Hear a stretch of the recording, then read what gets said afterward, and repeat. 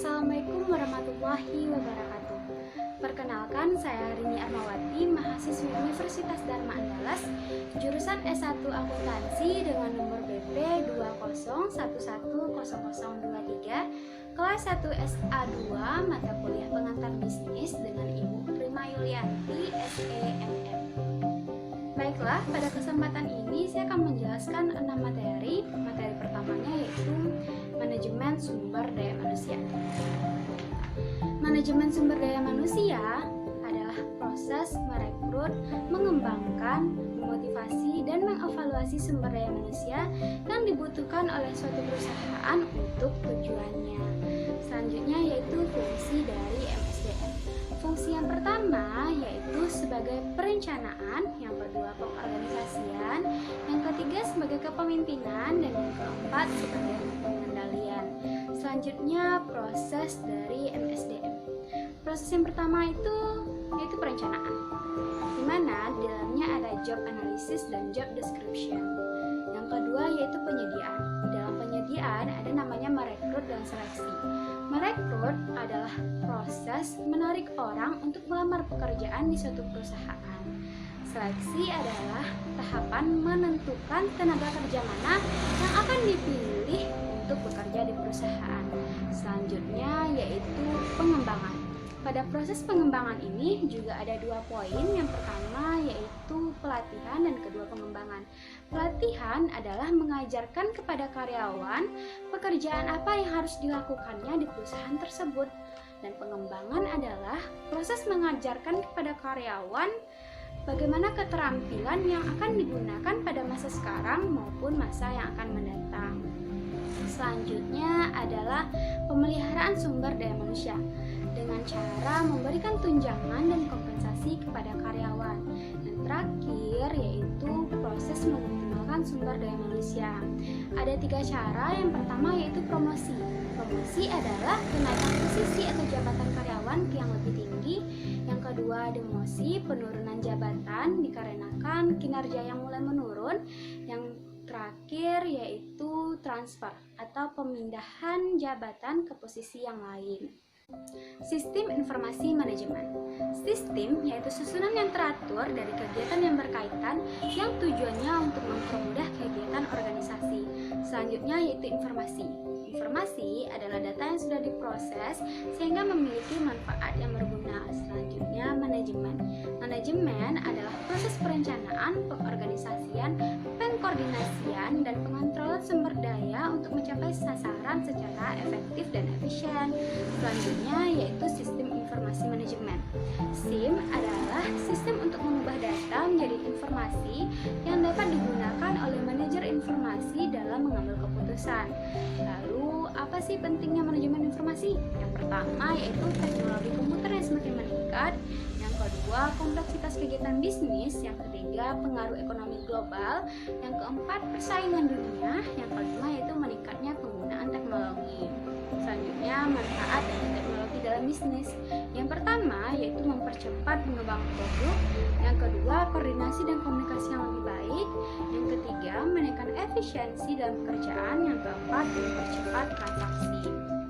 Selanjutnya yaitu elemen SIM berbasis komputer, yang mana di dalamnya ada hardware, software, brainware, cybercrime, database, dan telekomunikasi. Materi selanjutnya yaitu tentang pemasaran. Pada pemasaran ada 7 poin penting yang harus kita ketahui.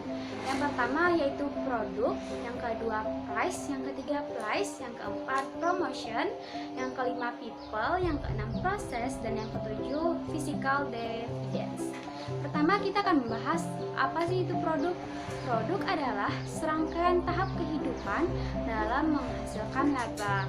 Kemudian di dalamnya ada alternatif pemasaran. Yang pertama yaitu perluasan produk, yang kedua pengenalan produk, yang ketiga pengadaptasian produk. Dan suatu produk harus diberikan identitas agar memiliki ciri khas sendiri, yaitu dengan cara memberikan merek, pengemasan wadah, dan penglabelan produk. Yang kedua yaitu price. Price adalah proses menentukan harga yang diterima perusahaan dari penjualannya. Tujuannya yaitu untuk menetapkan harga, memaksimalkan laba. Di dalam price ada namanya analisis titik impas, variable cost, dan fixed cost. Selanjutnya yaitu titik penetapan harga. Ada 3 komponen. Yang pertama, penetapan harga ini, penetapan harga psikologi, dan diskon. Yang ketiga yaitu price atau distribution, yaitu sebagai perantara baik berupa agen, grosir, dan pengecer. Selanjutnya yaitu promosi. Promosi adalah kegiatan aktivitas paling maksimal dalam memasarkan produk. Materi selanjutnya yaitu produksi dan operasi. Produksi adalah proses untuk membuat produk yang berwujud, proses menciptakan barang dan jasa, proses transformasi dari input yang berwujud. Operasi adalah aktivitas atau proses dalam menghasilkan sebuah produk, baik yang berwujud maupun yang tidak. Selanjutnya proses dari produk dan operasi. Yang pertama yaitu input, yang kedua proses, yang ketiga output. Di dalam input ada yang pertama material, yang kedua manusia, yang ketiga energi, yang keempat modal, dan yang kelima informasi. Di dalam proses operasi ada namanya transformasi dan nilai tambah. Dan pada output ada pemasaran barang ataupun jasa. Selanjutnya, kenapa manajemen operasi itu penting? Karena 70% sampai 80% sumber daya manusia perusahaan berada di bawah kendali manajer operasi dan bertanggung jawab penuh terhadap total aset. Selanjutnya yaitu tipe-tipe proses produksi. Yang pertama yaitu proses eksternal, pengambilan bahan baku langsung dari alam. Yang kedua proses sintesis, mengubah bahan baku menjadi suatu produk. Yang ketiga proses analisis, mengubah bahan baku menjadi lebih dari 2 produk. Yang keempat yaitu proses pengubahan, mengubah suatu bahan menjadi perubahan hanya bentuknya saja. Selanjutnya yaitu tugas manajer produksi dan operasi. Yang pertama sebagai penyusun perencanaan proses produksi. Yang kedua menjaga kelancaran dan analisis keuangan. Fungsi akuntansi yaitu sebagai penunjang dari manajemen dalam proses pencatatan transaksi di suatu perusahaan, kekayaan, dan harta. Hasil dari akuntansi adalah laporan keuangan.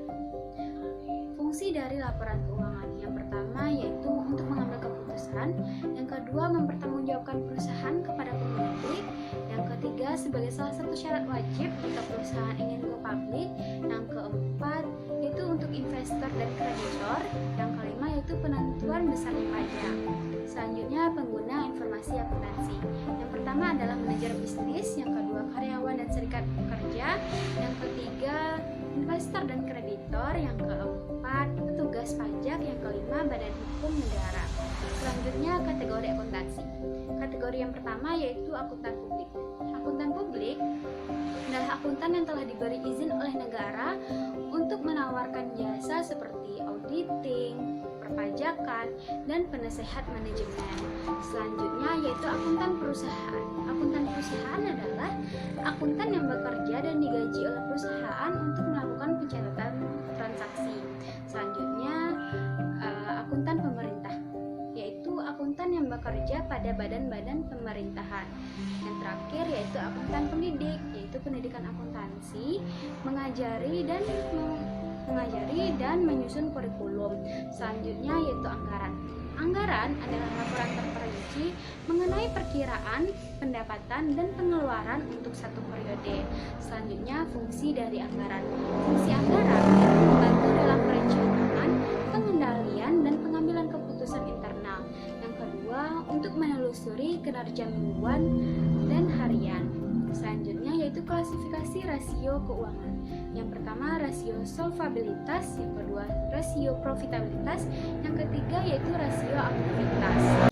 Selanjutnya yaitu manajemen keuangan. Di dalam keuangan sendiri, yang pertama yaitu penentuan investasi jangka panjang, mendapatkan dana untuk membayar, dan memimpin kegiatan keuangan harian. Selanjutnya yaitu klasifikasi modal. Yang pertama yaitu modal jangka pendek, yang di dalamnya terdapat hutang dagang, piutang dagang, persediaan. Yaitu persediaan persediaan bahan baku, persediaan dalam proses, persediaan barang jadi, dan modal kerja. Yang kedua yaitu modal jangka panjang, yaitu pinjaman jangka panjang, modal sendiri, saham biasa, dan saham preferensi.